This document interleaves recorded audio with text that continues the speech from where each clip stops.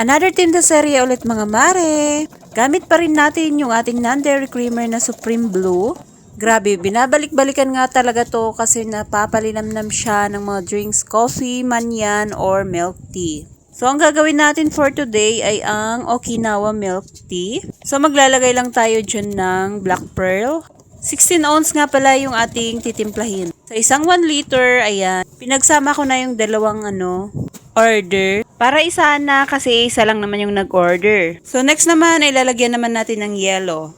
Maganda to sa pangnegosyo dahil mura na siya. Masarap talaga at nagpapalinamnam ng mga drinks. Pwede nga rin ito for coffee, for baking, ayan, pwedeng-pwede. Sa isang sachet, 1 kilo na siya. Tapos, 100 plus pesos lang. Kahit nga medyo matumal ngayon, di naman tayo nasisiro sa ating milk tea. Dahil meron talaga yung partner natin na non-dairy creamer, nakakapagpalinamnam. So, ito na, piniprepare na natin yung ating Okinawa flavor milk tea.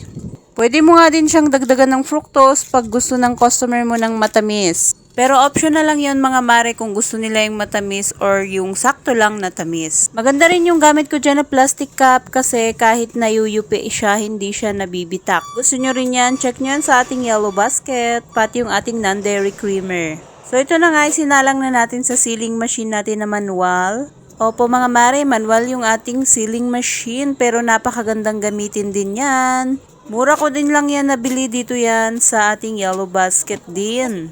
So sabi nga ni customer ipa-plastic daw dahil iinumin nila sa bahay nila. Kaya for the go. Thank you nga pala sa panunood.